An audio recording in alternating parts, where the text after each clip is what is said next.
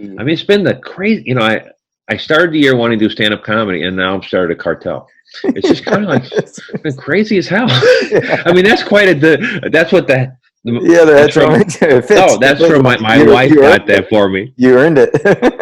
Hey, I earned it.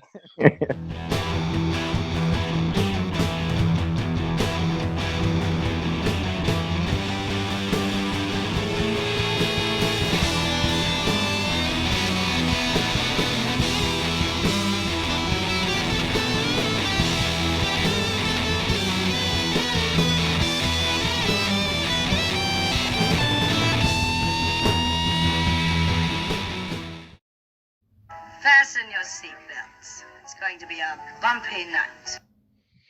What's going on, everybody? This is the Laugh Bunker Podcast, episode 21. My name is Josh. Paul, great to see you, man. Took a week Good off. to be seen. Yeah, we took a week off, scheduling and all that, but Well, it was a glad to be back. dude. It was a pretty crazy week. Let's Yeah. face it. With the It was. election, just my wife's play was last weekend. The election, Yeah. not knowing what's going on. I had all my riot gear ready. Yeah. What sad thing is I ate too many carbs all week preparing for the rioting. So now I put on 5 pounds and I got nothing to do. Yeah. It's kind of a bummer, Yeah. but no, it is Especially because what it dragged on. It dragged on all week, and I was just like, oh, like. Well, you know Yeah. what? It was an interesting. There's so many complex issues with it. Yeah. But the truth is, Joe Biden won. Yeah. And I pray for him every day and his family. To do well and to be blessed, and he's got a big job. Yeah. And the big job is, he's got two fronts he's got to fight. He's got to fight nationally, and then let's face it, man. There's a lot of people that Trump did not make happy worldwide, and some of these are bad people. And this is a time where we as Americans got to come together because there's a lot of people who might want to screw with us. Yeah. And so because of that, it is what it is. And I want peace. I want people to be happy. And, but the truth is I still had to get up and go to work the next day. So it didn't really affect me, and my paycheck might be getting a little smaller. But anyway, other than that, it was interesting. It was interesting how it played out. Yeah. And it's so funny because it's all about the fraud. Well, I'm sure there's been election fraud since people were delivering votes on horses. So that's just part of the system, and you accept it if you're going to play the game. Yeah. That's the way it is. Yeah. Now, my only bummer is that I hope that there isn't any found. We just need to seal it off. Mr. Trump needs to just to concede, move on. I mean, it is the whole voting thing. I always thought it like weird in Chicago. I don't even have to show an ID. I can't get a drive. You can't even drive a car. So that being said, I hope the best. But the truth is, if he wants to do something, he needs to bring accountability to both parties. Yeah. Because when you pick on just the opposite and you don't deal with that, we have no unity. Yeah. And unfortunately, these morons who run everything, we really have no say at all. No. And like you said, no. If you had $100, $200 million, you got say. You don't got a full sentence yet, but you're going to get 3 words in. Anyway, my experience from the week was, it was hard to get away from it. It was pretty much everywhere and still is. I think today, when you said that they put a cap on it and be done with it, I think today all the news outlets have confirmed all the states, has officially confirmed all the states. And from what I saw, it was just before we recorded. Most of the major news outlets were already saying everything's done, and now it just. Well, I mean, I truth is, it's very interesting because I suspected, I knew, I really believe that Mr. Biden or Joe. Yeah. Like I'm so old school, I can't even say his first name yet. You know what I mean? Because he's so much older. I'm like, hey, I'm sorry, Mr. Biden. No, but so Joe Biden. You know what's weird about Joe Biden, though, man? I want his hairline. I saw a picture of him in the 70s. He has 3 hairs. What the heck? That's more disconcerting than anything in my life right now. But anyway, it's time to move on. And it is, and it's like you said, you went to work the next day, and it was just a regular day, and that's kind of like what people forget about. It's that no matter who's in the sitting in that office, it's like you still have to go to work the next day. You still have to take care of your family. You still have to do, you still need to be kind to people. Need to be kind to each what's other. Interesting though, so I joined the Speakeasy gym, and it's an outdoor gym, and it's a kind of a hodgepodge machines, and I have only met one person that I've seen. Yeah. And it's in the parking lot at the Gold's Gym on Altadena by Pasadena, Colorado there.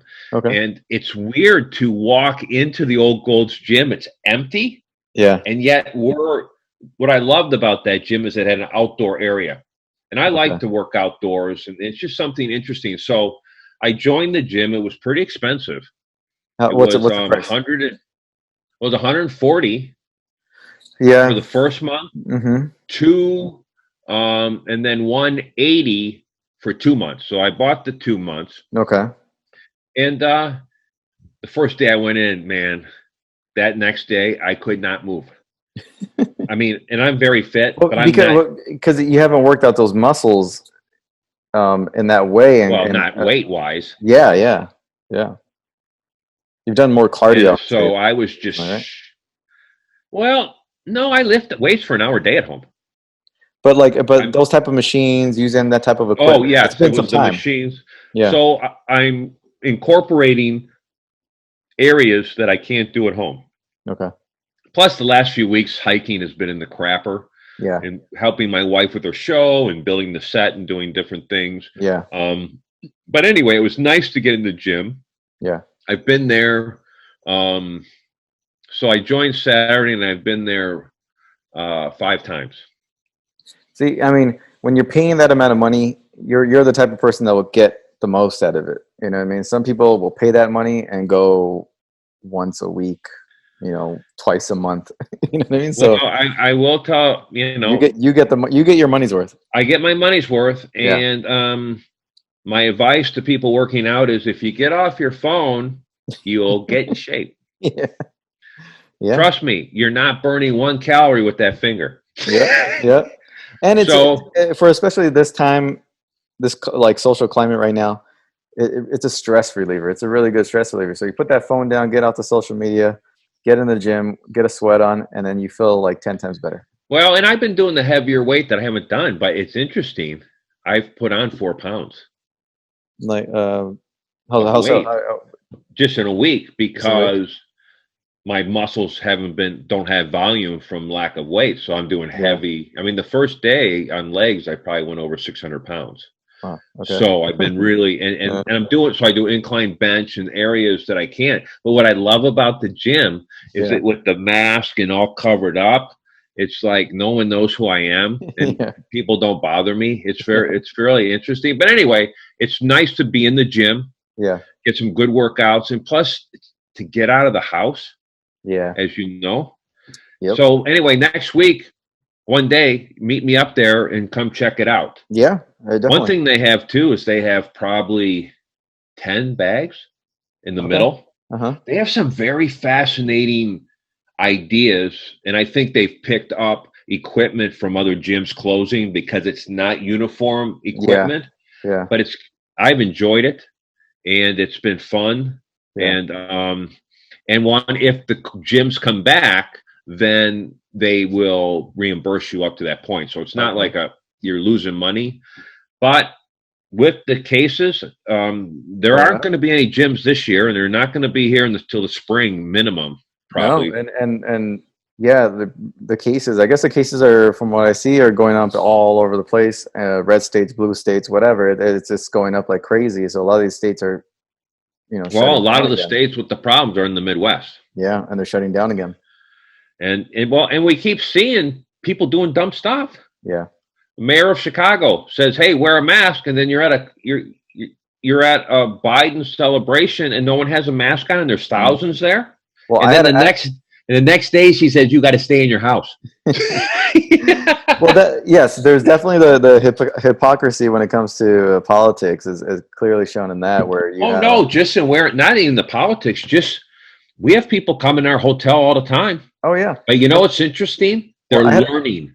Because they go, if they don't have it, they freak out. Go, I'm so sorry, and then they leave. Whereas at first, I mean, I look like I have a hazmat suit at work.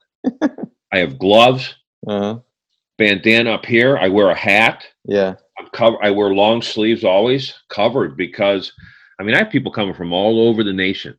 Yeah, well, I had a friend that just took a trip over to Arizona, and he says like they're having a free for all in certain parts over there, especially like the college towns, like that.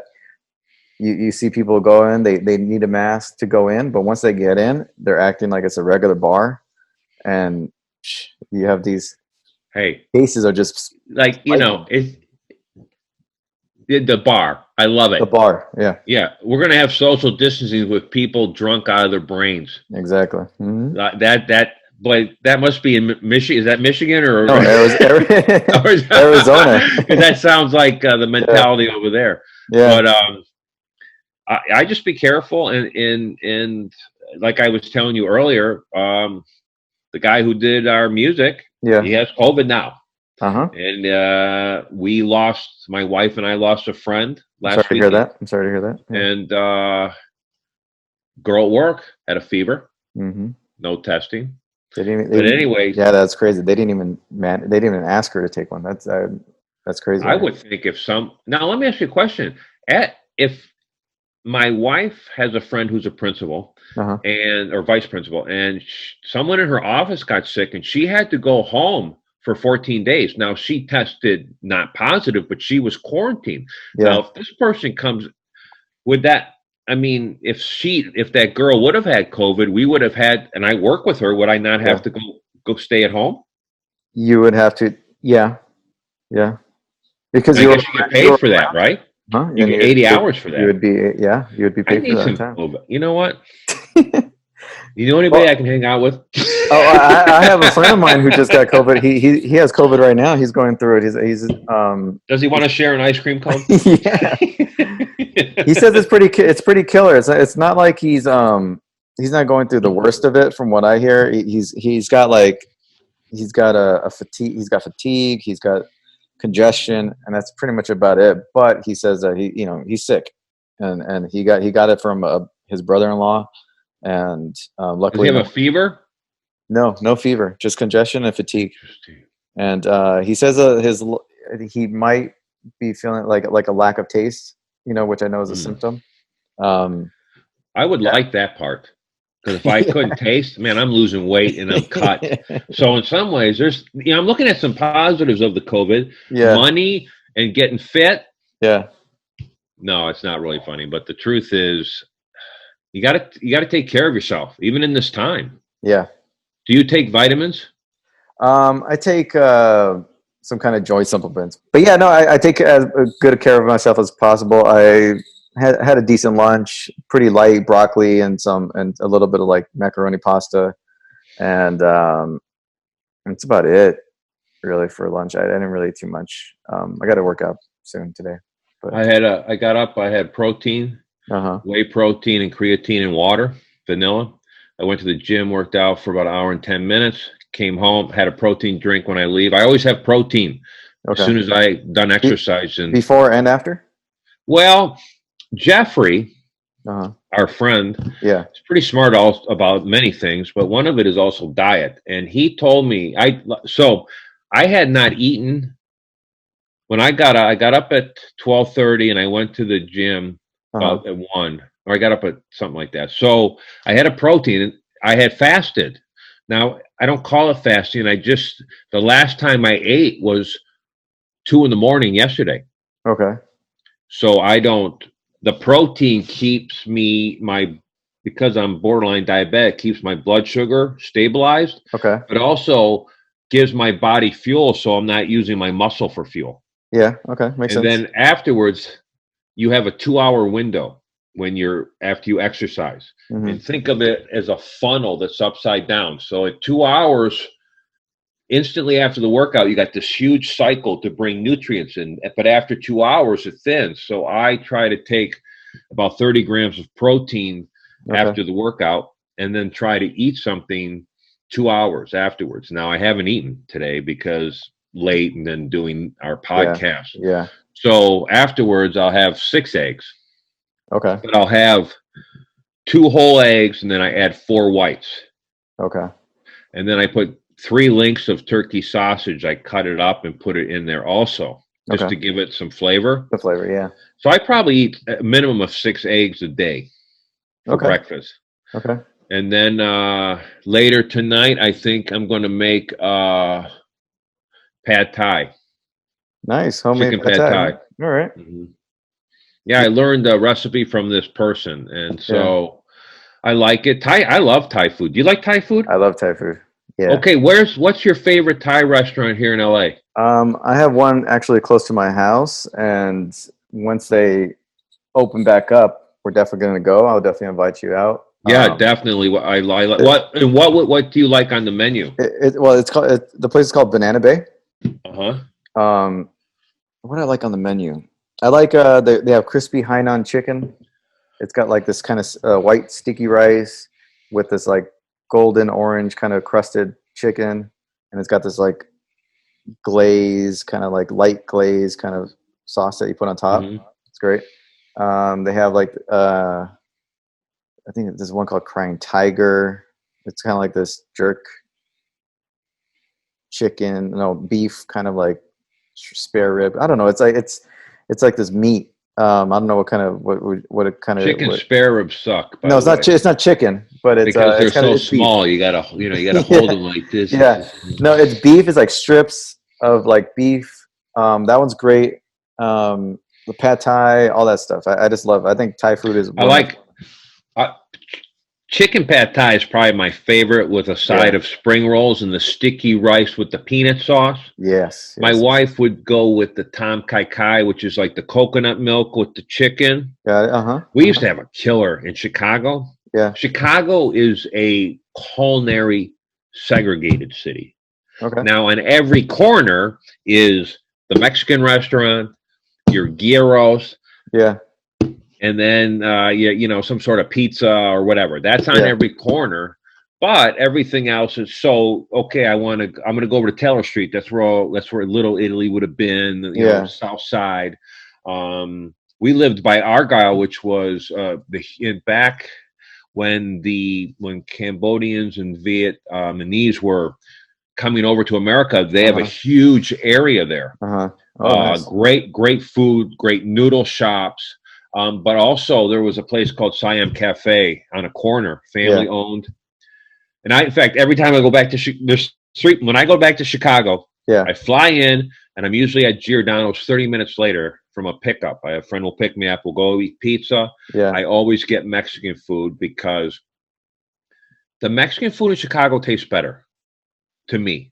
And the reason is out here, the meat is not as good in California. It's healthier, but when you're getting your meat from Iowa and Nebraska, and it's all corn-fed, very not as healthy because of the rippling of fat, but the taste. Yeah. And so in Chicago, only eat burritos, no tacos. LA, don't eat burritos. I only eat tacos because the burritos are terrible out here. Okay. If that makes sense. Yeah.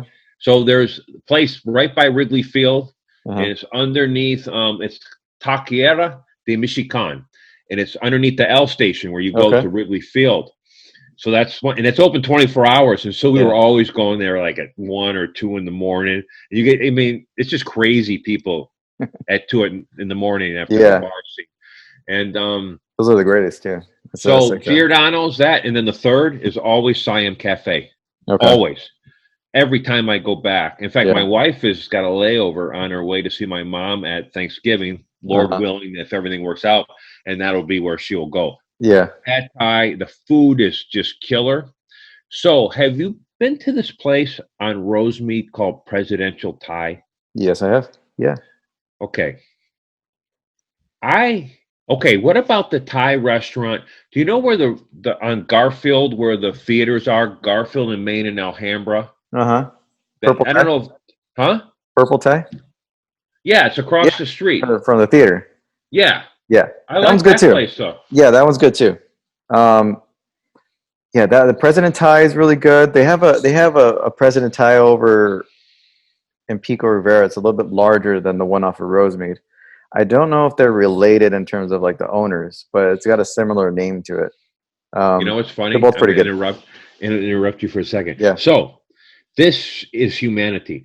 yeah, Where we talked about the most influential election in the history of our world, and yeah. 1 minute later we're We're talking about talking what about really Pad Thai. counts. Pad Thai. I'm saying that pretty much is Yeah. America. You want to know what America is? Oh, okay, that's important. Oh, what are we eating? Yeah. Oh wait, who won the That election? makes me Okay, laugh. cool. Yeah, what are we eating now? You know what truth is? Eating could solve the world. Yeah. You know, when Good, people good are food. Good full, food. hey, when solves people a are lot of full, problems. no one's an asshole. You're Yeah. usually groggy and just don't know what to do. So I think that could be the cure. Yeah. Overeating might be the cure for Yeah. America. Yeah. You know, So up to this point, it hasn't helped. we're not getting enough food out here. Huh? Yeah. Yes, exactly. There's a really good spot near in your direction. It's called Golden Deli. I think it's a Vietnamese Hey, spot. will you text me this, please? I'll text you. Yeah, it's Because one of my favorite. do they have? Are they still working? I believe so. Yeah, they should be. It's They do deliveries then, they obviously. delivery, you pick up Okay. or anything like that. Golden Deli, really good. It's What Vietnamese. street is it on? It is off of, I want to say Valley and San Gabriel area. Oh, yeah, it's Like very that close. area. Okay, I know Yeah, what you're talking about. it's good. I'll send you a location, but that's really good in terms of Vietnamese. Thai, I got one right here. And this Thai place, when it opens up, you're gonna love it. And they have at night, they have like a band, like various kind of musical acts come in. Right in the center, they have gigantic fish tanks everywhere. They have TVs everywhere, having like whatever games on.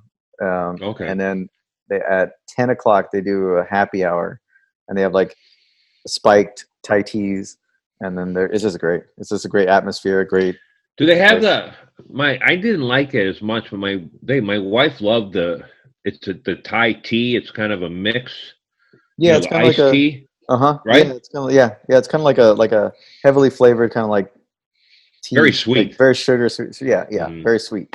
Sometimes they add those little yogurt balls, those little boba things in those. I don't know. Some people don't like Yeah, it. I Some can't people do do. that. Yeah. I can't do that. It's just something Yeah. about it. It's like looks like Little snot. fish eggs at the bottom. Yeah.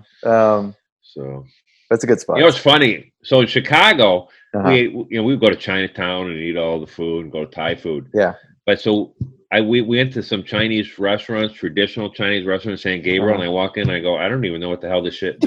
You know what I can't. Yeah. Not only can I not read the menu, everything. It's not the Chinese food up from Chicago. What's going on here? Uh-huh. This is the real stuff. Yeah, it's the real stuff. So, Yeah. but you know what's interesting? There's a place like that, and they're usually cash only too. You're sitting side by side next to people. My neighborhood, the amount of people who eat out is staggering. Yeah. I don't think anybody eats at home in San Gabriel. I mean, you can't get into a restaurant. No. We have a couple great restaurants, Yeah. Chinese restaurants by our house. If at dinner time, it's lined up on the street, you can't get in. So it's packed out. We've got quite an interesting, you know, it's interesting if you go down the valley and go a little bit more east, that was in a huge Italian neighborhood at one time. Yeah, by the pizza restaurants like Petrillo's. Yeah, and there's Carrillo's, and there's also I think it's Petrillo's. Petrillo's, but there's I can't think of the name of it, but there's a traditional right on the next street. There's the traditional Italian deli. Yeah, that started in 46. Yeah, and if you go in there, you can get Vienna beef hot dogs, Polishes, and they have bratwurst there. Oh, really? And I will go there sometimes and get their pizza dough and their pizza sauce and make my own pizza, and it's incredible. I can't make that dough at home. I can't figure it out. The yeast. We should set up a night like that. We'll go. You know, I don't know how your wife is about people coming over. But do like a whole little pizza making. Well, you know, you can come over here. We could do it. You know, what's interesting is that my sister was supposed to come with her boys at Christmas time, and I'm like, one lives in Northern California, one in Michigan, one in Florida, and then her coming from Michigan, and one's in university. Okay. And I'm like, and the young guys, they don't really. Well, I mean, plus, you're talking about 4 and 3, 7 people. Yeah. Eating dinner. Yeah. So what I'm thinking, traveling. I think there's going to be a ban, to be honest with you, at Christmas time. If a rise, well, I mean, there's a ban for Thanksgiving now. For certain cities, you can't go there. You can't travel. Yeah.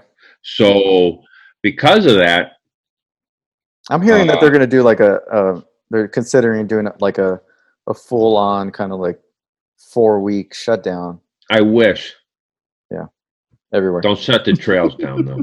But you know what? I contacted the guy who works on the trail because all my trails are closed still because of the bobcat fire. Okay. So for me to hike, I got to go to the top of Altadena. Yeah. On Lake Street there. Yeah. And it's just not. It's cool, but it's not hard enough. Yeah. It's not suffering enough for me. So, and plus it's a drive and it's just a hassle to get up there. But so I contacted the guy who does the trail work on the Mount Wilson Trail area. I said, hey man, if you need any help, I'll carry, because I used to carry for them. Yeah. And I would love to just go there and carry. It's that trail, and I've been blessed to be to some pretty cool places, but that trail is phenomenal over there. Yeah. It really. What do you like about it? Well, it's an ass kicker. I mean, the first mile is almost 970 feet elevation gain. Okay. But because of the way it goes, you get this, and they're not extended areas like you would see in Colorado or maybe up in the Sierras, but there's just some gorgeous vistas. There's just some great rock formations. And when you're up there by yourself, and the truth is, it's going to be really interesting because when we got back to hiking in June, and no one had been on the trail since April. Yeah. I'm telling you what, I mean, there was mountain lions. I mean, I came up to a mountain lion, and I had not seen a mountain lion in 13 years of hiking there. And I came within I turned the corner, and there was a mountain lion probably 30 feet, 50 feet from me. Now, it took off, but a friend of mine who is a trail runner, I talked with him around a week or two around that time. He ran into 2 at 5 in the morning. It makes sense, and that's got to be scary at 5 in the morning when it's dark and the sun's barely coming out. But it makes sense because no traffic, no bodies, no people up there.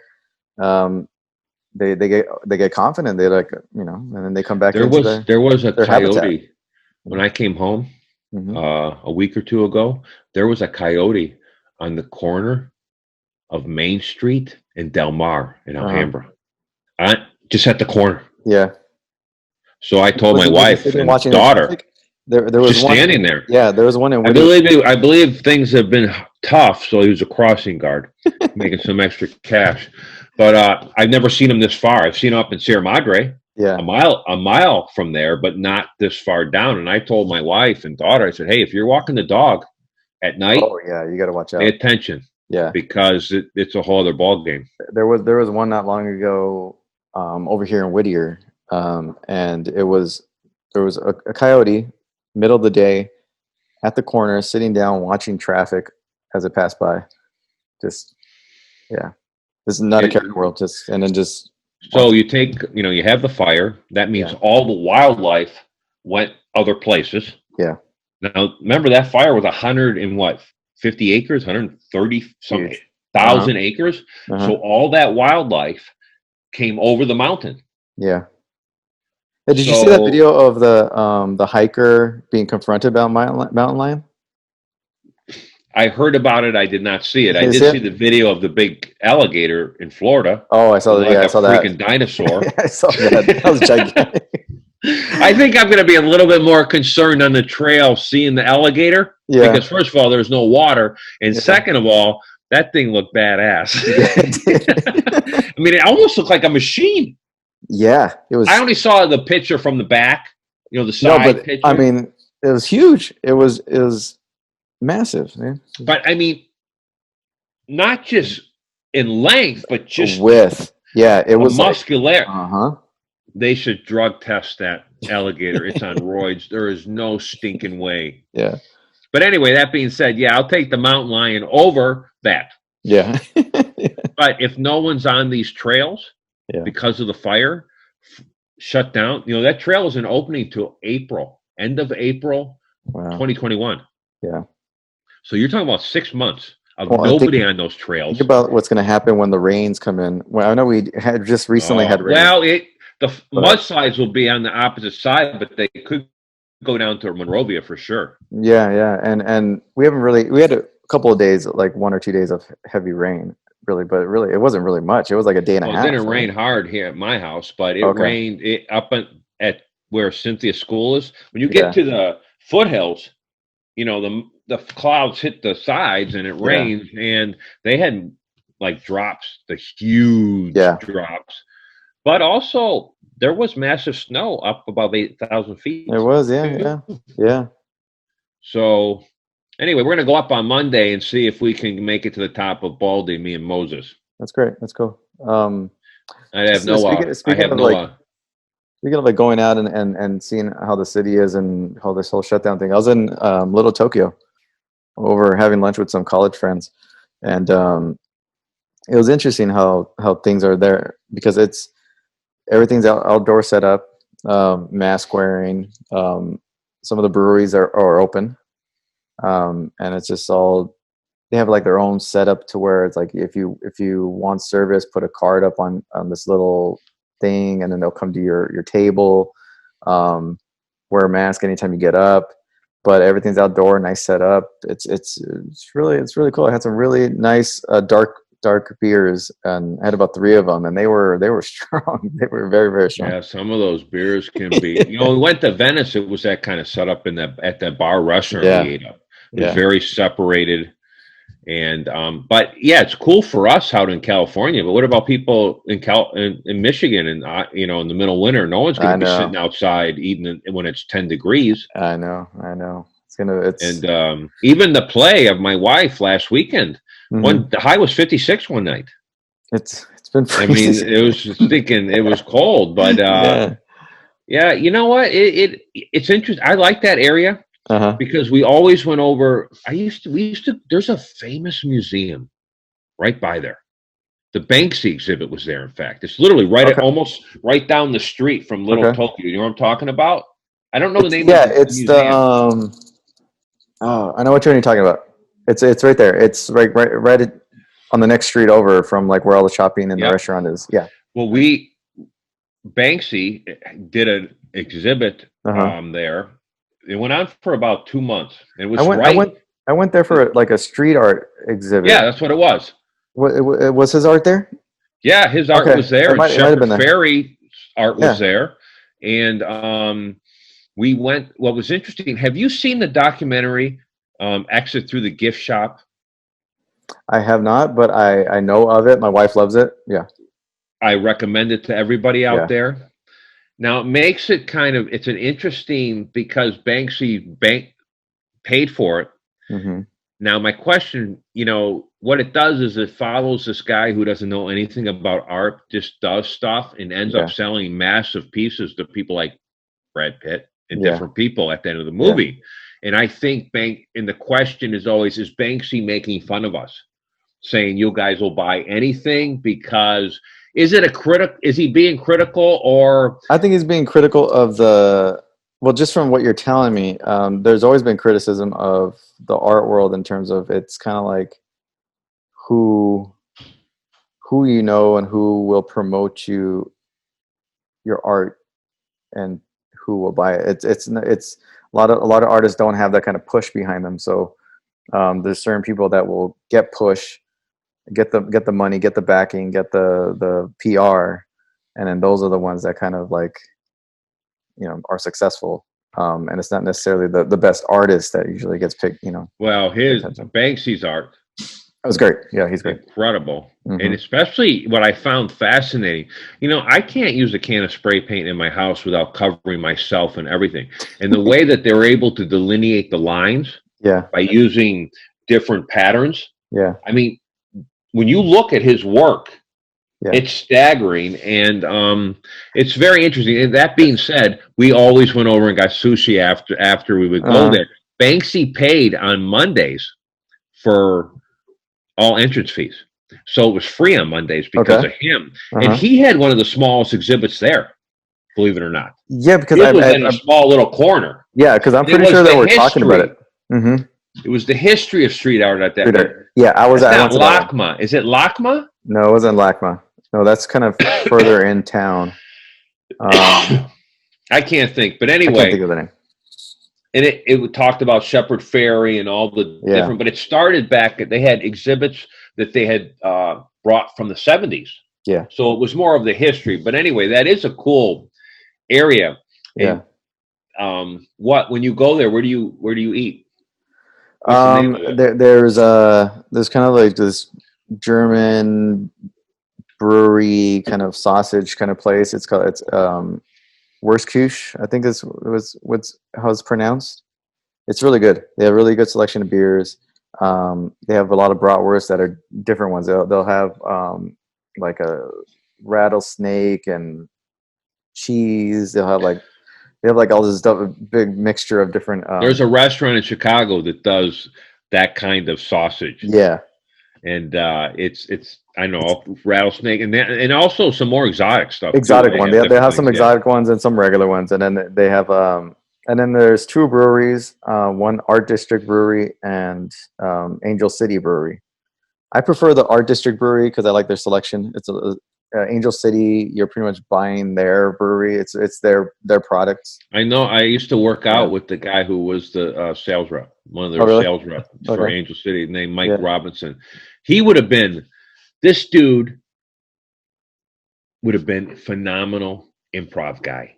He was funny as hell, and I loved him because he would come in and we would just bullshit. And I love bullshitting in a small group when people are around and they're like, they don't know what's really going on. It's so awesome. But anyway, because of Daniel, our friend, I drink more. I like this one right here. I've seen that around. Is it good? I like that one. What is it called? Voodoo Ranger? Voodoo Ranger. They make two. They make a 9% and a 7%. I'm drinking a 7% right now, and it's inexpensive. Yeah, $2.99 or whatever. Some of those beers are like $13, $14. Yeah, they're expensive. I mean, that's. I guess it's for the rich millennials, us poor guys. But anyway, that being said, if you were to have a beer, what is your favorite beer? I like a dark coffee, like chocolate type of like beer. I'd make something like that. Yeah. Like, do you have a brand name that you like? I like a Guinness. That's probably a dark that's kind of like more palatable. I like Guinness. I like. I'm Irish and I can't take it. I want to. I tell people I do, but I just really can't. I had this one called Old Rasputin. It was really good. I've heard that before. Yeah, that was really good. I don't know. I usually look on the list, their dark beer section, and then I go, okay, which one's the strongest? That's how usually I select my beers if I'm at a bar or a restaurant. Well, I'll tell you what. I'll send you this note, and I don't even know if the bar is open. Probably not now. But I used to work at a place in Echo Park called Mohawk Bend. It's right where you know what I'm talking about? Yeah. I had a birthday dinner there one time. Really? They would have. I was the security, so I did night security there for a couple of years. That's a nice I worked a couple days a week, and it was great pay, and it was just cool. And there was I would take the 101 to the 10 to go to my house, but then I would get off at Alvarado. But on the corner of Sunset and Alvarado there, man, there was a taco truck there that was the bomb, and it was packed out. But they have a huge IPA fest there too. Where off of at Mohawk Bend. Okay. Okay. Every I've never year, been and to it. people. Oh, I worked twice. Yeah. But Mohawk Bend, I think, has almost 70 beers on tap, or 60. I mean, they have a massive amount. They have a great selection. When I was there, we had we went there a couple times for dinner. One of them was a birthday dinner. It was several years, maybe 4 or 5 years back. And how was the food? I never ate there. The food's good. It's vegan, isn't it? Yeah, they do like they'll have like they'll have pizza, but they usually have like some type of like vegetables on top as like for like flavor. And then they have like cauliflower, buffalo wings. Oh yes. I saw. I remember that. So it's like vegan or vegetarian, but the food's great. Like the way they go from the German bratwurst to the vegan with no. Yeah. Well, because of the alcohol. Yeah. It's a perfect segue to every kind of food. They have there's also a bar. It's like 2-story, 3-story bar that's right around the corner from Mohawk Bend. It's kind of like it's kind of like a night, like a jousting type of night, themed, like that's the name of it. It's kind of like White Night or Dark Night or on Sunset. Like around is it on Sunset? Yeah, like down wherever Mohawk Bend's at, but like because Mohawk Bend it goes up to Mohawk Avenue, but that's where Sunset starts bending back down to. No, this is walking distance. This is like right down the street from it. Yeah, I don't remember that. That might not have been there when I was working there. Yeah, there's a place out there. That was pretty cool. They had like a really cool setup there too. When I worked there, the guy who got me the job was rich. Retired LAPD. Yeah. And he said, park on Sunset. Don't park up on those streets. Oh, no. Yeah. He said those. he said some of the most vicious gangs in LA are up on and I parked up there for months. I didn't have a problem. But he said, no, stay down there. He said, there's some tough areas up there. Don't go up there. Yeah, you got to watch yourself Have you been to Dodger Stadium? Grown up? I've never been there. I want to go there sometime. You never been to Dodger Stadium for a Dodger game at all? Ever? Never. Oh, never. Okay. I would like to go sometime. Yeah. How's parking there? It's a gigantic. Expensive. No, it's not too bad. It's like it's like average for nowadays. $20 something like that. It's a large parking lot, so there's plenty of room. It's just going through the city, getting to the entrance gate where you go in. Once you're in there, it's very easy to navigate and park, but it's getting through downtown LA. It's difficult. Yeah. So, but for me, I would go. You'll go off the freeway, off 110 from Pasadena. Yeah, from the Royal, right? Parkway. Yeah, that's true. Yeah, you'll go a different way. But Dodger Stadium's great. I've been there a few times for a concert. I saw who was there? Guns N' Roses, I think. Really? Yeah, they did a show there. You saw it with the real band? When they did their last. Oh, when they did the reunion tour. Their recent tour, the most recent tour. Yeah. I think they're the last great arena rock band, personally. I mean, it's not saying I love all their music, but a lot of these bands today, they just can't fill. If you don't have the big show. Now, my wife, Cynthia, she saw Beyonce at the Rose Bowl. Oh, she can definitely sell out. Yeah, well, because she's a star. Yeah. But Guns N' Roses, did you ever see the documentary, The Mayor of Sunset Strip? No. It talks about a guy, and he's not the mayor, but he was just a very influential part back in the late 60s and 70s. But that era of rock and roll, and even going up, I mean, Guns N' Roses was probably opening for probably played for free to start. Yeah. And that whole area, and I always talk to you about my friend Mike, and now he listens to our podcast, so now I feel good about himself. And he is a genius. And when it comes to music, he was able to hear a lot of that as a younger person. And that's really, if you're into music, that must have been a phenomenal time. Even going back to the 60s. I agree. You know what I mean? I would have loved to have experienced it during that time. Late 80s, hair metal, kind of arena rock type of like Guns N' Roses. What would be your, so jumping on there. Yeah. What's your favorite arena rock bands? Arena rock. Name some that would be considered arena rock. Well, Zeppelin would probably be the number one. Yeah, that'd probably be number one. And I think Pink Floyd might come up right under number two. The Who, the Beatles, when no one could hear the music because of the screaming. Yeah. They had to quit. You know, the Beatles quit doing concerts in '66. Why? Because they blew out the their eardrums. Yeah. Yeah. Yeah. And they did they did the live show, remember, for the video for the one song on top of the building. Mm-hmm. And but really they after and people don't really, we didn't live in that era, though my first record album was Magical Mystery Tour from my aunt, Geraldine. Yeah. So I grew up kind of in that era of some very incredible music. And all of it was arena bands. There wasn't any. No. Nowadays it's very. No, I mean, I don't know who you would consider arena. Well, when we're talking about Guns N' Roses is not Bieber, is not Justin Bieber. No, I know. I don't consider that. That's different. That's just popularity contest at that point. But in terms of like arena rock, yeah, I would say Guns N' Roses is probably the last one to really kind of like. Well, to live the rock and roll. Yeah. I mean, when you think about rock and roll era, you think about, Van Halen, you think about the Stones, I mean, the tearing the stuff up. Yeah. I just read an interesting article about the drummer of the Keith Moon who died. That guy was tearing stuff up, man. I mean, that guy would tear up rooms or whatever. Yeah. But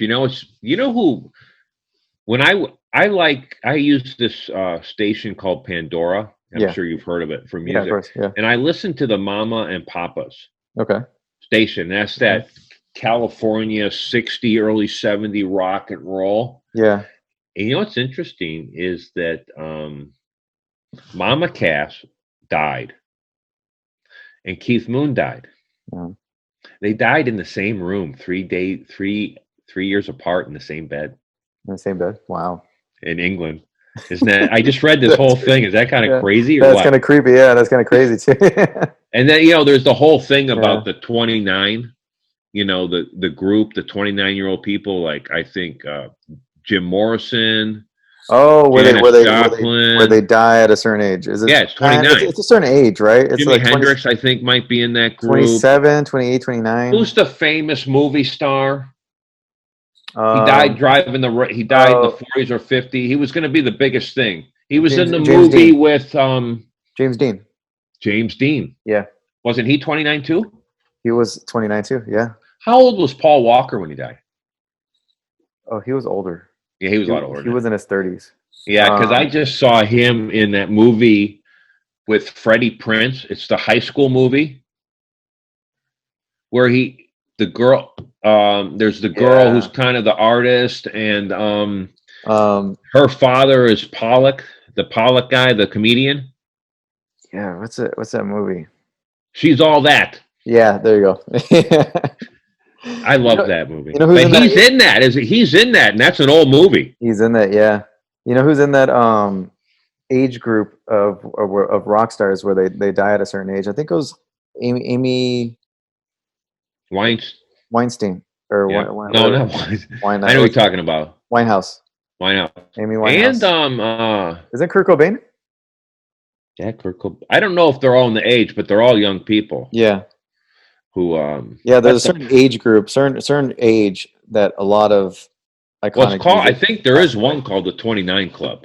29 Club? Okay. I'm pretty sure there is. Yeah. And I know Janis Joplin is in that club. Yeah, she's in that club too. Yeah. I mean, if you put 29 Club, it's at the top.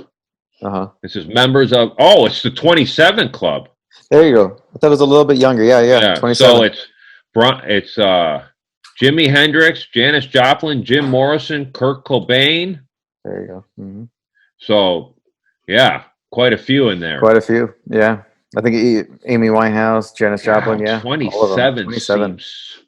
You know, 27. I watched the latest this year's Rock and Roll Hall of Fame. Mm-hmm. They have the whole show on HBO, and it was high production, kind of like mini doc showing the history of the certain whoever musical artist that was being inducted, and then they'll do like these really high def kind of um, acceptance speeches, but like it was just the person themselves accepting it and giving it like almost like how the Oscars are like, oh, I'm not there to accept the award, but I like to thank. It's basically one of those. This year they had the Doobie Brothers. They had Whitney Houston. My sister saw them on their last tour. Oh, really? Yeah.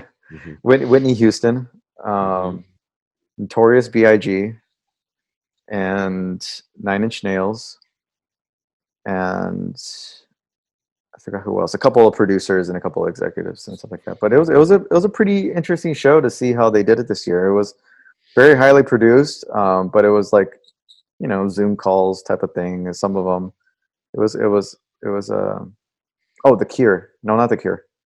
I like The Cure. Depeche Mode. I'm sorry, Depeche Mode. Well, I like them too. Yeah, I remember when a lot of what's interesting is being older, you live through an era. So, okay, here's a weird question. Yeah, you got to have 3 albums. You're going to a desert island. You get 3, or 3 artists that you're going to listen to. Okay. So, give me 3 artists. Now you can have, if they do work with other people, you could still have them. Okay. So who are the bands? I probably want to mix it up a bit. So I could probably, who would I choose?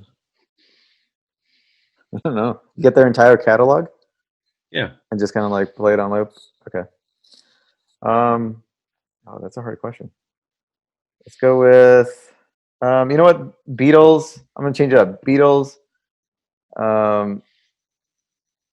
Let's go with some Zeppelin and Linkin Park.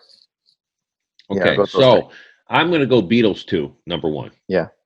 I mean, that's the music that I grew up on. Yeah. And it's just archaic. And plus, so you can branch off who George Harrison played with. So you got Eric Clapton. Yeah. You branch off with Paul McCartney. And then Ringo Starr really played drums for tons of people for a long time. Yeah. So that makes your catalog even bigger. So I'm going to go with definitely Beatles. I'm going to blow it. This is kind of a weird one, but number 2 is probably going to be Lynyrd Skynyrd. Okay. For me. Yeah. Okay. And then number 3 is Boston. Okay. I just like I remember when I heard that first album, I was in high school, and it was like, I mean, that first album is just bomber. Every song is stinking great. So those are going to be my 3. But though I have to tell you, I really like Cat Stevens too. I find it to be very peaceful music. So maybe we'll extend it to 5. So then I'm going to go Beatles, Boston. What was the other one I said? Beatles, Boston, and Lynyrd Skynyrd. Lynyrd Skynyrd. Then I'm going to throw in Cat Stevens. Yeah. And my last one is going to be the Supremes. Okay. Because I grew up in Detroit, so obviously Motown was huge in my house, and and that gives me a little bit of a when I write a script, I pick a music. Okay. So I wrote a script on Neil Diamond. Yeah. Because it was about a single person. You want him? You wrote it on Neil Diamond, or you wrote it as I listened to Neil his Diamond music, as an influence? Okay. What makes great movies and film? Is the emotional impact. Yeah. Music has it's the quickest way to emotionally get anywhere. And I've heard this. I mean, when you listen to a certain song, it's like watching that moment in a great film. Yeah. You instantly go back that to emotionally. So if I want to put myself somewhere, I found that if I listen to the music and put myself in the emotional state, I can transfer it to the words. Okay. And it changes it, whether it's somber or sad or funny or, hysterical. You prefer that? You prefer to have the music, TV off while you're writing? Yeah, can't listen to anything other than jazz. Okay. Because jazz doesn't have a beat. Yeah. And so jazz changes tempo and moves. I'm never locked in. If I have stuff with words, so I'll watch some videos of the artist 2 or 3 times, then go and write. But because I write out loud, I like to hear it because it has a rhythm, especially with dialogue. Mm-hmm. And so then I can have no noise or no. Truth is, the best writing I've ever done was at the Pasadena City Library downtown, because it's very archaic and has little corners, and it has those areas where you go in, and it's surrounded by three sides, so you can't see anybody. I'm so ADD. For me to do good work, I have to be totally isolated, and then I'm able to just really crank it out then. Yeah. But if I start going, the worst thing is the research. Yeah. Oh, how do I spell that? And then I'm like, I'm watching, I'm reading. Yeah. I'm like, I've spent an hour doing nothing. Yeah. For me, what the little I've done, research is one. I kind of stay within what I might know and kind of the information I already kind of have on a certain subject. If it's like a sci-fi movie, but I kind of base it more on like reality or something like that, I've had to write a couple of things like that since I started these classes. And wording, how I'm spelling is a big thing, but also the structure is really what I'm getting used to. Is the structure of the script. How I've taken a look at different scripts and how people will like highlight certain words in the description of a certain scene, where you place like how you cut from like you fade to black into another scene and how you're supposed to word that transition, and that's it's pretty interesting to see how that how you form that, and that's what never use present forms of to be. Okay. Never use is or are. I don't think I have. And everything is an action. Yeah. So when you're writing all your description, it's a total action. Yeah. There is no past tense in a script. Yeah. But the structure, getting that structure down, getting used to that structure and how are you using what program are you using? What's it called? It's the one with the W. It's like Writer's Duet. Writer's Duet. There you go. Yeah, it's a good one. There's only a handful of them that are like a lot. Well, the one is there's the most expensive one, and then there's the rest. I used to use another one called Script, but then they crashed, and I lost. I mean, not just me. People lost tons of work, and that was owned by Ed, not Norton. He's an actor. He's in Saving Private Ryan. He also directed a movie called The Irish Somebody with. I know who you're talking about. He has the Browning automatic rifle in the movie, the one with the big the clip, and he's kind of older and a little bit more not characteristic. He looks like he's from the Midwest. Yeah, let me see. I know who you're talking about. Well, when his company or his Edward Burns. Yes, Edward Burns. Yeah. So when his thing crashed, and I lost probably 3 full features that I never had. Was there any legal stuff that happened after that? No. I don't know if there was, but anyway. So part of the deal was, or the settlement, well, maybe there was, because the settlement was that they had to pay for my lifetime professional level writer's duet. Oh, okay. When I took the screenwriting, the second, it's funny because I got a call from this people again. But when I moved, I didn't study writing when I went to Columbia. I only studied directing, and I also took a lot of extra. I had to do some classes to add that were not part of the curriculum when you went back to college in the 80s. General ed type stuff. Some couple of general ed, and then I took a bunch of film. I had to take film history, film classes, and then pre-production, post-production. But I took a lot of lighting classes too that were not part of the program because the lighting is everything to me. So I learned how to do it. And when I moved out here and started writing, I went to a place called Writers Boot Camp that was in Santa Monica. It was pretty expensive, but I was able to do carpentry work for the guy. Okay. And I really learned. In fact, I want you to text me, but they have, I know you're familiar with Save the Cat and the way he breaks it down, but I'm going to send you something from Writers Boot Camp on it's called a utility page. Okay. And it allows you to fill in some areas that you don't on Save the Cat, that I think will give you depth in the long run. And I use both when I go back and forth or when I am writing. So I'll send that out to you. So I went there. I went there for a year, and then but then the truth is I learned movies or your format or the paradigm of film baking cookies. Okay. Because at that time we were baking a lot of cookies and selling them, and I was bored, so I watched movies 12 hours a day. Yeah. 2 to 3 days a week. Yeah. And now, after years, it's funny, you go to film school and you come out here, but you don't know shit. You don't learn anything in film school. You don't. You can't. It takes years. It takes thousands of hours of study and writing and learning.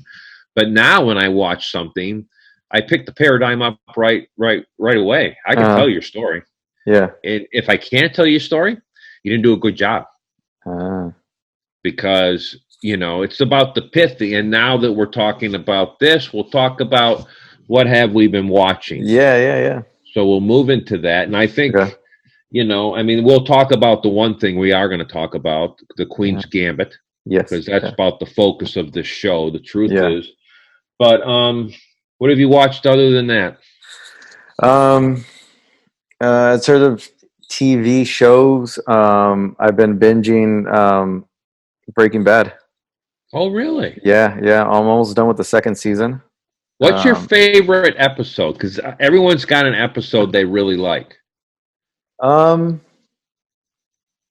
my favorite episode? Maybe when Walt. And when they're meeting with Tuco and they're trying to arrange that what is that? Where all the demolition cars are and everything? Yeah. That whole storyline, I thought was really great. In terms of an episode, I don't know. Maybe when he's dealing with, I can't think of a particular episode, but the Tuco storyline I thought was interesting, and then how he just gets out of the situations involving his wife finding certain things or almost finding certain things, and it's pretty interesting how he gets out of it. But I like the show, man. It's great. My favorite episode is where they go back to Mexico with the poison tequila. Okay. I don't think I'm there yet. What episode? What season is that? Never mind. Anyway, but the guy, I know Mexico. They're already at the end of second season. Towards the end of the second season. No, this is later on. This is when they're supposed to give. They have to trade Jesse to work in Mexico. Okay. And so you have not seen this? No. Okay, well I won't talk about it. But anyway, the guy who's the lead cartel guy is the actor from Scarface with Al Pacino, and Al Pacino's friend. It's the actor that Al Pacino shoots. And because he got married to his sister. Oh, is he playing? He's playing the cartel. He plays the head guy. Cool. Yeah, he's a little beefier than the guys. Yeah. But anyway, it's a great show. That's my favorite episode. Oh, it's an episode because it's a great show because every episode is on a paradigm, so you get an emotional fill on every one. It's like watching a movie. Actually, I will go with one of the more, I would say episodes, at least that sticks with you, is where they have kind of foot soldiers selling their meth, and then one of them gets robbed by the crackheads, and then Walt tells him to go take care of it. With the ATM? With the ATM. On the head? Yes, with the ATM, and then you got the crackheads, and you got the little kid there. Oh, that's a scene, because that stuff goes on all the time, and I've seen stuff like that before, but where you have it was going on in our hotel. Yeah, we have actually it's true. We have kids with parents that are just so fucked up, and then you feel bad for the kids, and these kids don't even know what's good for them or whatnot, and this kid's dirty, no pants. Are you familiar with the sad? It was a sad episode. Ron Howard had a movie early in his career called Parenthood. Keanu Reeves is in it, different people, Diana Weiss, Jason Robards.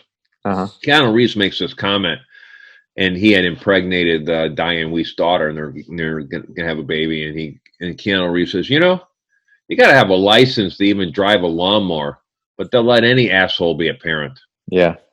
And I thought that was, I love movie lines that stick out, and it is so true. Yeah. And that episode in particular, because it's fun seeing the show and how things play out and meth and all that. But if you've seen meth and what it can do to people, or even just on the news, and a house like that where the parents are just druggies, and then you have children that live in there and they're all malnourished, and it's all like it's just. The living conditions are just horrible. It's just like that one was a very real episode in terms of like. Yeah, that lady looked like somebody we've seen many times. Yeah, and that actress. That episode in particular, I liked that they did that because it really highlighted like the realistic outcomes of what drug abuse can really lead to, and like meth especially was meth. Around, but was Especially not meth. really part of my scene. I mean, you never heard of it growing up. Yeah. And then crack, by the time crack had come around, I was, in church. So yeah, it's I think interesting. meth really started. I became more aware of it in the early 2000s when I went through high school. I started hearing about it. Well, in the old days, it was called crank. Mm-hmm. And really, it was the motorcycle gangs. And one of the it really was probably huge in California, out in Fontana, where the Hells Angels were from. Yeah. It was called crank because they smuggled it in the engine. And that's where the word came from. Yeah. But meth goes back to Japan. Mm-hmm. I'm sure that every soldier in World War II was given methamphetamine. That's true. That's true. You're right. And I think the Germans were also involved in it. They were saying that there's rumors, or I don't know if there's any actual evidence, but yeah, they're saying that the Germans would be on meth a lot.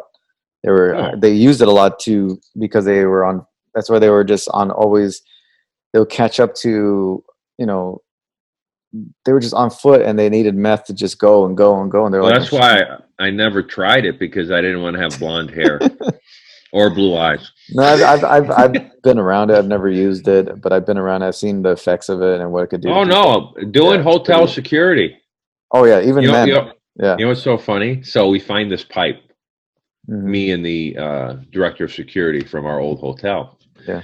And we're so old, we had to Google what it was to know if it was meth or crack. So we're Googling it, and the Marriott keeps cutting off our site like we're looking for drugs. So we're having this big discussion. Anyway, it turned out to be meth. Uh-huh. So there was a guy who was a security guard before you were there. Mm-hmm. And there was a time when we had a lot of those pipes and stuff found in our hotel. Yeah. So this guy, I won't say his name, but he goes, I said, what are you going to do with them? He says, well, we'll just throw them out. I said, well, maybe you should break them up or something, because that way they can't be used or whatever. Yeah. So he put them in a pile, and I'm sitting in a chair, and he just crushes them, and it just shot all the glass, all the meth, and my whole face is covered. And I'm like, he goes, oh, I shouldn't have done that. Yeah, I said, I might die here. Anyway, that being said, we did have, I found a meth pipe at my hotel. It was broke, or part of it was broke, but it was up by the ballroom. Yeah. And I walked this path a minimum of 3 times a night before there. Yeah. If someone had gotten in and broke their pipe there. Okay. I thought, wow. And those are not the people you want to be in. And you know, I heard an article that because of methamphetamine, Tijuana is becoming out of control with violence. Well, Tijuana is one of the most dangerous cities in the world. Yeah. But I just read an article that a lot of the chemicals used in meth all come from China. I can believe it. Yeah. And I just read about a big bust where they started busting Chinese nationals in Mexico. There's a lot. They were there. Yeah, I just read this article yesterday. Every day at work, I put cartel and hit news, and this is what came up. Yeah, the Chinese the Chinese in particular are making a big move over in Mexico. They're doing a lot of business there. course.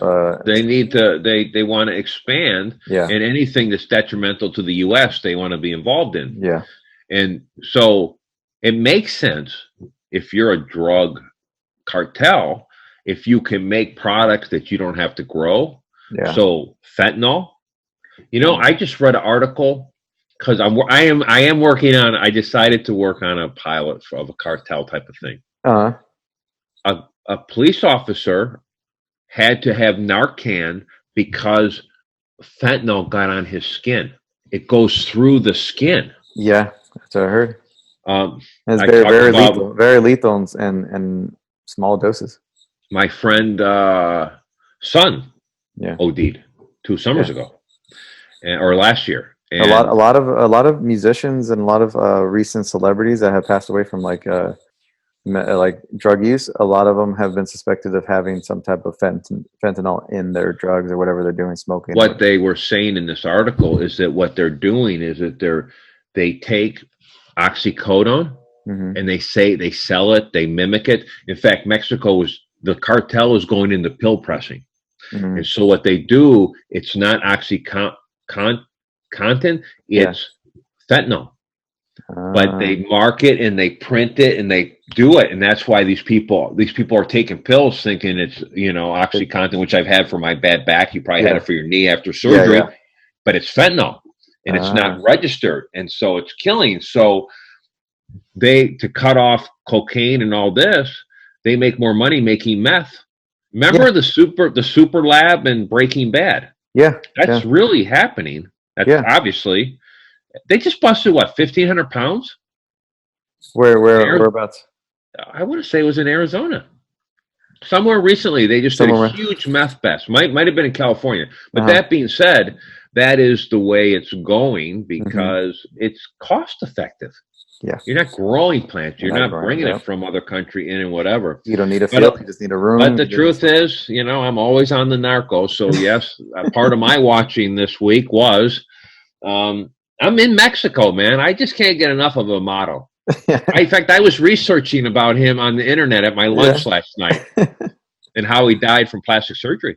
Yeah, that's right. You're telling me. Well, I watched. You watched the Mexico season again. I watched the Cali Cartel. I think I went through that again. You know what? Even though the Pablo is iconic, and I love the actor, the guy who played him was phenomenal. I must tell you, when I go back to reruns, the Cali's the number one thing I go back to. Yeah.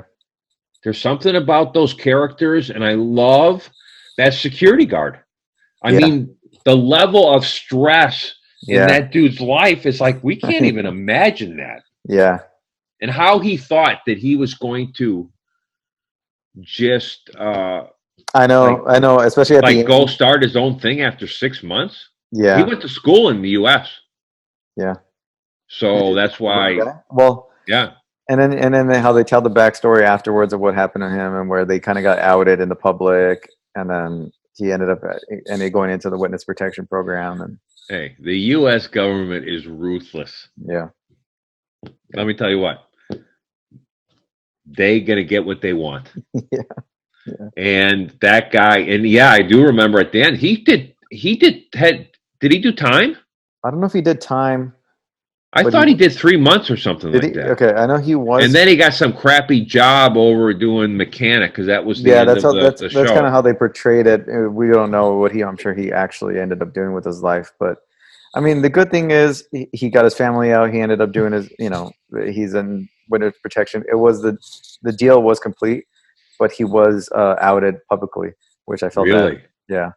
But no. By who? By... supposedly, I don't know, somehow it leaked in the media over in Colombia, but his photo and information all got leaked out. It's so funny. Well, someone got paid. Yeah. That's basically that season was great, and the fact that they do have Amato in that season, and he's the best part. Hey, when he's hanging out with Pacho, that's like I like that scene. I was going to bring that up. I like that scene where him and Pacho, and he's telling Pacho. Which one, at the border? No, when they're having drinks in his house.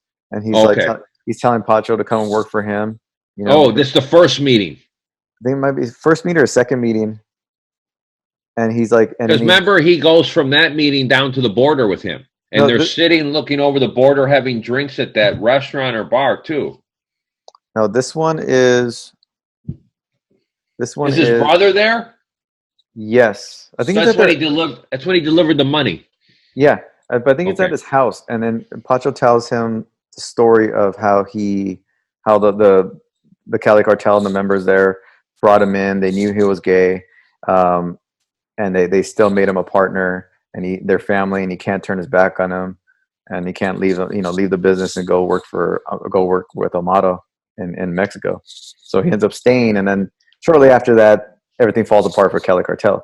But I remember that I really enjoyed that scene, and then just kind of like their camaraderie, and he's like, "Hey, it's fine, it's good." But Amado knows that things are going south for them, and then But at that time, Amado is the man at that time, one of the men. Yeah. Well, yeah, because he had already did the big run for Felix. Yeah. I think at that time though. That's basically if you were going to go chronologically, that's the Cali cartel season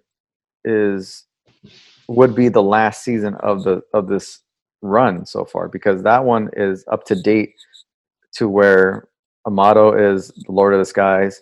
He's helping. I just saw a list of the actors and pictures of the new people. Yeah. Is it anybody different, or is this most of the same people? Oh, there's new people in. Yeah. I mean, all those people that, like what we saw with Felix and Quintaro and Don Nito, that organization has been gone for years. When he went to prison, then El Chapo and the Beltrain brothers were the ones that pretty much. Yeah. But what makes it hard is to historically connect the characters from the Narcos or from Netflix to history, because there's some, like the girl, the attractive girl, she helps Felix meet the dude. Who is she? Because if you look at the history of the cartels, at first I thought, oh, is she the Blanco girl? Griselda Blanco from is she a fictional Colombian lady? Well, I wonder if she is, because the one girl, the lady who gives her the check, she's the lady who's out of prison right now and just did an interview. Okay, so she's She's considered that La Reina de Sur. The show, that's who that's off of. But I can't think about who, and the actress who plays the character is Teresa Ruiz. Yeah, very attractive. Steals the scene. She had a relationship, obviously, with Felix before, because when they meet the dude in Tijuana, they talk about something. She wants to get it on, and he says no. Yeah. So they have history. Who is she, though? I don't know. You know what? That's a good question. I've had to research it. I've researched it, and I can't come up with it. He most likely might be a fictional character that just kind of placed there to. Well, they put that, obviously the disclaimer at the beginning. Yeah. Of every show. But anyway, I agree with you. I find the Kali more and more that I have, and I'm going to tell you what, the son, David. Yeah. That dude is so freaking funny. Yeah. And I love it that he has a show on Comedy Central, or did. You know what I'm talking about? Did he have you're talking about he's a stand-up comedian. Is he? I didn't know that. And he looks like the reckless, the hothead. He is. You have the two brothers. One brother gets caught first, and the one that's running, I don't know if it's Gilberto or the other one, but it's the one who's still in charge. His son. Yeah. He's always talking with the security guy. He's like the hothead. Yeah, he's the one that's like. He gets shot at the end and lays on the street and dies. Yeah. He, big time comedian. I didn't know that. I didn't know he was. And I love it when you find these characters, in shows that are, so vicious, and they're really just comedians. But anyway, I like all the characters. I think the tension is the highest in Kali over all of them. There's something, because of the inside work of the own security guy. I find it to be, and I love I love the accountant guy, the bald guy. Yeah. He goes to the jail, to the courtroom, and he's like the star. He just loves that shit. Yeah. And I thought it was, and then they break the guy's hand. Yeah, the boyfriends or the boyfriend. Yeah. And truth is, I love Pedro Pascal. Yeah, he's great. He is great. Even the two agents that work for him that are there, those they're better than the other dude. Yeah, the guy who was there in Colombia, he has a great voice, but I never could get part of him. The Pedro guy, he's just a movie star, so you're just attracted to him in his scenes. But I agree. I think that now that I think about it,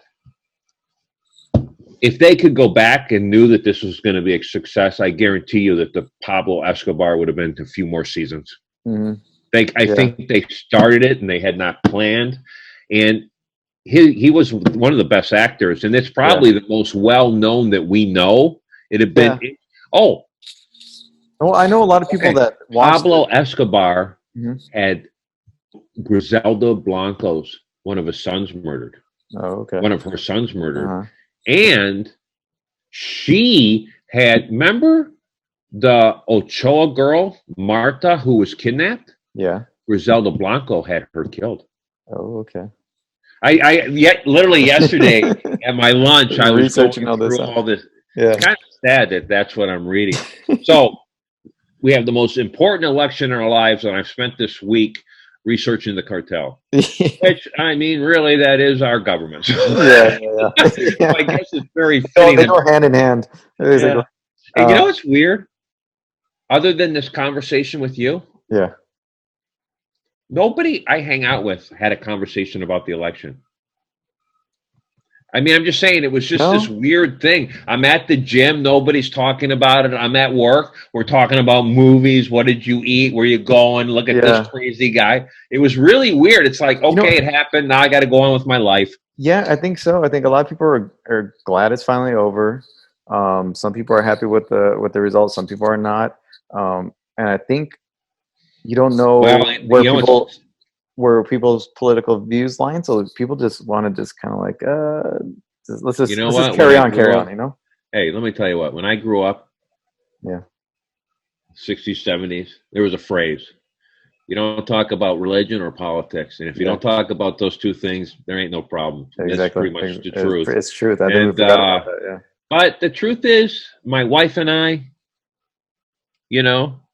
I don't say who I voted for. But I usually pick a winner. And truth is, this is the first time I voted in 8 years. And the reason I did it, I think it's important. And now we're back on the election. But listen, man, I need a break from assholes. And I need a break from people screaming and yelling and burning shit. And I need people to be nice. And if this guy can do it, I'm on board 100%. Because everybody wants to talk about us, but hey, we're the world. People from all over the world want to live here. There's a reason for that. And hey, let me tell you what, like I always say, you got to be nice. A kind word changes everything. And don't judge people when you don't know them. You want to give someone a dirty look, you're going to get the reaction. That's the way it is. You just got to be kind. Screw the election. What else you been watching? Well, that's mainly what I've been watching. Narcos, some schoolwork. Why do we keep going back to Narcos? Is there because it's just a great show. Well, I put in my resume and look at my hat. I'm really trying to get the job. The pay looks good. And I like Mexican food. And hey, if you're doing cocaine, I'm going to be cut. I mean, there's just all pluses there. I'm not killing people though. I think the drug backdrop for a lot of shows are just great. Think of it, like Narcos, Narcos, Breaking Bad, Ozarks. I love what was the number one thing watched in crime before Narcos was the Italian mob. Sopranos. Right. So hey, we're attracted to those that do things we can't. Exactly. So what else you got? I think before we leave this episode, we need to touch on Queens Gambit real quick. Okay. I watched NFL. Tom Brady got whooped. Tootsie, and I agree. You suggested, well, and I did watch the Sicario Solado, and all I have to say is bring back Emily Blunt. Yeah. That'll help you out on that show. Yeah. But your recommendation of the Queens Gambit, I have been blown away. I love the actress, and it drew me to her. I had to check it out. Killer. Yeah. There's no negative on this show. And the writer who put it together, Scott Frank, he put together Malice, Get Shorty, Out of Sight, your favorite Minority Report, The Wolverine, and Logan. And this show, and this girl, this Anna Taylor-Joy, I have not really seen her. I saw her in The Witches. Yeah. But this girl dominates every stinking scene. Yeah. She doesn't have to say a word, and she's a movie star. Do you know she is Argentinian British? Yes. No, Brazilian, I thought. Argentinian, I thought she was Argentinian. Yeah. Her mother is Argentinian. I believe her father's British, and she's fluent Spanish. Well, let me tell you what. Well, if you live in South America, you better be. You're not going to go to the bathroom, and you're not going to eat.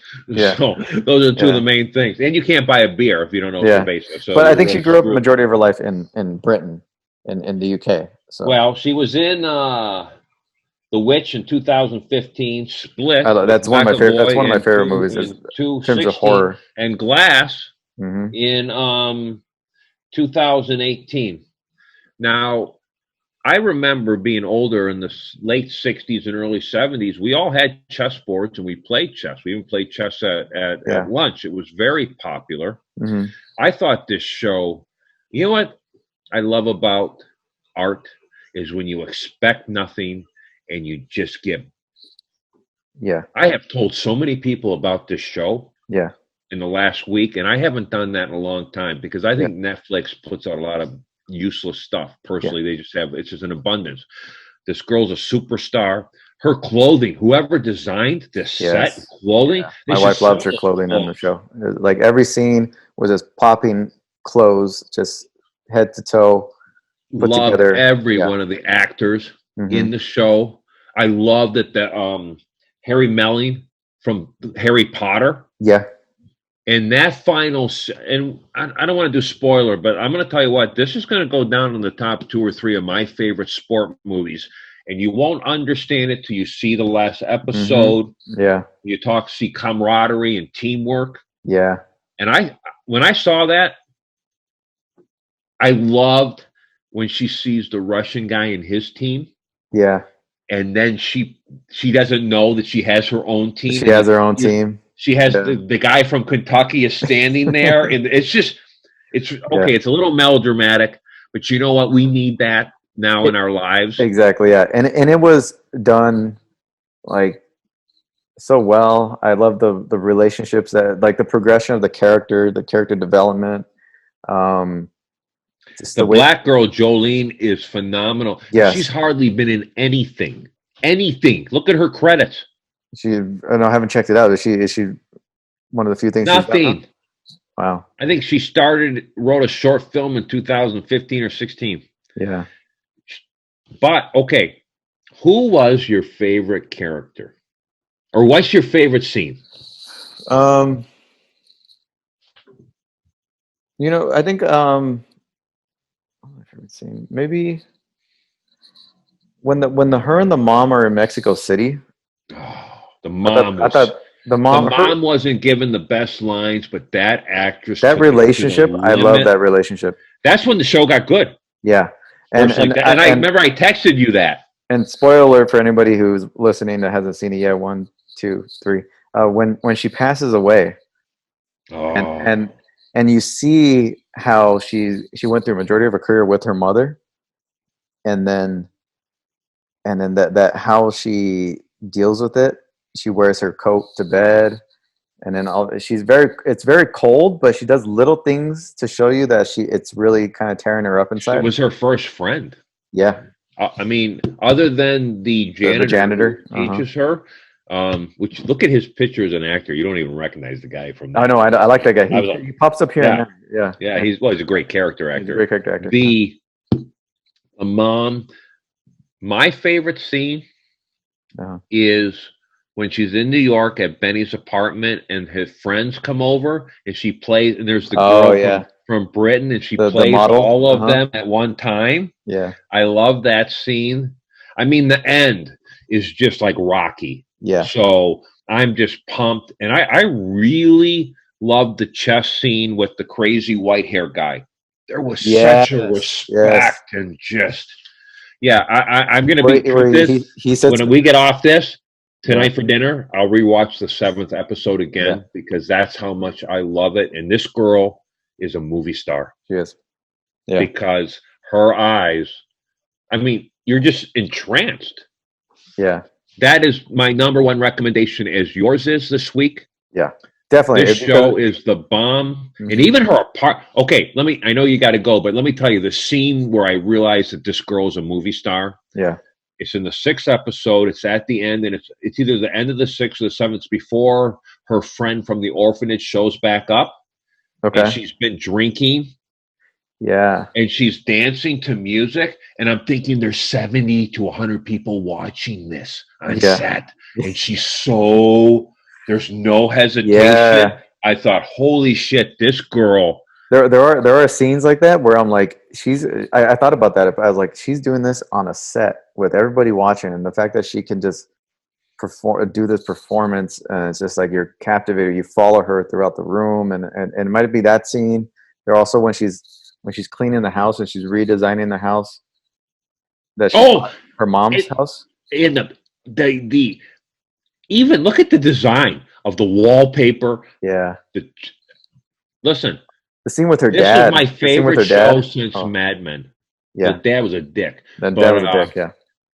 This is my favorite show since Mad Men. I'm going to be honest with you, going all the way back then, because I love style. Yeah. Now, Mad Men, very Danish. The furniture. This is how I grew up. I mean, this is 60s, 70s. This is what it was. Yeah. This show, first of all, the lead, incredible. Yeah. The costume design. It's from a German lady. I tried to find her contact to send her an email to say that I am blown away. Yeah. And I told my wife, I said, this is a fashion line. And if you go to the New Yorker, there's a big article of where to get clothes like that. Oh.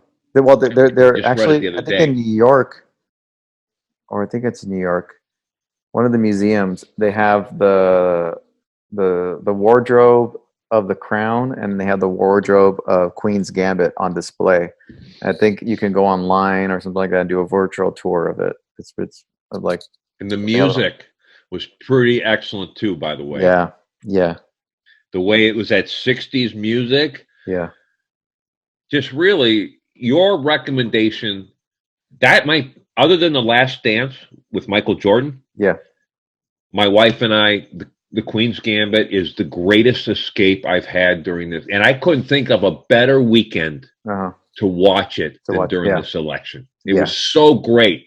And that girl, I will be watching her progression. And you know what, though? Another one of my favorite scenes was the scene where the Harry Melling, he was the cousin who was really heavy, lost his weight, went to the famous school, and that's why he's a good actor. That scene where he shows up and he had knocked at the door, and then finally he comes up. It's the last scene at the car. Yeah, he really cares about her as a friend. Yeah, and she says, and she's being a total jerk. Yeah, she says, the chess, not that. She goes, I'm not. He goes, I'm not talking about that. So, spoiler alert. Where she's all hungover and all. Yeah, and the crazy. Okay, she would never do that eyeliner, even if she was drunk underneath her eye like that. I'm sorry, she had too much class. My wife and I both said, no, that didn't work. Costume overstep, but that scene, and then when we, because that. You want to talk about screenwriting? That's your paradigm. Yeah. Low point. You got to have your hero fight or no one gives a shit. Yeah. And that lady had massive with everything on stake. Yeah. So It was great how she would lose. She lost, obviously spoilers and all that. This is full of spoilers, but she loses twice to one of the main, the Russian guy. Yeah, the Russian guy, and then I thought he was he's a Polish actor, by the way. He was when he stands up and shakes her hand. Yeah. Or at the end when he says he's like, take it, it's yours. The game's yours, and he hands her the chess piece, and then he goes to shake her hand. Like, well, no, first he says it's yours. It's yours. And she's gonna make him pay. She runs out 4 or 5 extra things so that it's over. Yeah. I get what you're saying. Yeah. So, and at the end, he kind of added it. Yeah. I thought that was anyway. Yeah. It is my recommendation of the week. Of the year. I would say my recommendation. And the reviews have been spectacular. Yeah. And we know why it's great, because when you write great scripts and it is all about the story. Yeah. And there isn't anything in it that I didn't the way it ends. The last episode, or the last scene where she's at the outdoor kind of chess area where all the older men are playing, and all the old guys stand up, and they all recognize her, and they all stand up, and they all start clapping, and then she ends up playing a game with them. Listen, there's a lot of emotional, melodramatic build up, and it's rewarding. Yeah. And some people say, oh, it's a little cheesy, this, that. Let me tell you what, I'm moved by it. I'm on board 100%. And you're right. I love that scene. And I love how when she's in Russia, right? Yeah. And then every time she comes out, her crowd's building. And you're freaking out because you're like, is she going to get drunk? Is she going to blow it? You're like kind of like, but see, that's the conflict. Yeah. That's why we watch. Yeah. And it was very worthwhile. And the truth is, for dinner tonight with me and my wife, after pad thai, we'll probably watch an episode, because it's worth a review. Yeah. And I can watch any episode and not be bored. Yeah, I agree. Especially once the second episode kicks in. Like, I know the first episode's like a setup, but the second episode on is just, amazing. Oh, once the mom and they make the partnership 15%. Yeah, I like that. I like that scene too. And I really like the mom. Me too. Yeah, I love that dynamic between the two of them. That relationship. That actress, the mom.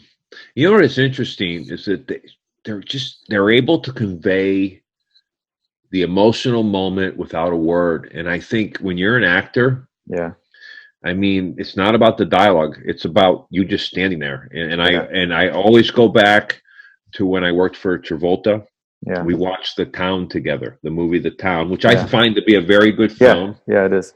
And maybe makes me want to go to Boston. I love movies that make me want to go there. And we were discussing John Hamm. And Travolta said, oh, he just had bad lines. And I said, no. I said, he's a TV star. Yeah. I said, if Marlon Brando sat in that corner and played with marbles, we're going to watch it for freaking hours. Yeah. You don't have to say a word, because he is a movie star. I said, John, you're a movie star. Yeah. Anna Taylor-Joy. You command it. You have it or not. Star. Yeah. You could still be a great actor. Yeah. And those people that work all the stinking time are those actors, the character actors. We always talk about Danny Trejo, Guzman. You see the same guys in every movie. You remember the movie The Game? Michael Douglas? Sean Penn? Yeah. Remember when he goes in to take he does all the forms and tests all day, and there's the bald guy. He's kind of goofy running it. That guy's in every stinking movie I've ever seen. In fact, it even made fun of it, because they point out that Michael Douglas is having lunch with his first wife, and she's like, you were in Mexico, freaked out. And the guy comes out and he's playing a doctor on some commercial, the actor. Yeah. And then it all transcends. But these people that learn, I don't understand. Why be a star when you can make a few million a year and have a good time? Right? Just to be on set, just to be invited to the shows, just to be invited to the parties, just to work Dude, you're working 6 or 8 months a year. Work consistently, do different projects, hang out. You be able to go to Target and not be not be mobbed. I mean, obviously, celebrityism, and it comes with its benefits and its drawbacks, but like to be able to do what you love and enjoy life at the same time. Yeah, that's what those actors have. That's what they have. Hey, man, listen, let me tell you what. Life is fleeting. Yeah. So it pays to enjoy it, my friend. Yeah. All right, man. Not at others' expense, but anyway, yes. Yeah, so, well, unless you can get away with it. Yeah. Which there's a lot of people in the world doing that. Anyway, it's good to see you, Josh. Thanks for talking. Yeah. Queens Gambit, the show of the week. Yeah. Right. The year. Highly recommended. Yeah. All right. Thank you for everybody listening. Thanks for coming, everybody. Yep. Thank you for listening, watching, subscribe, like, share, all that. So see you guys next time.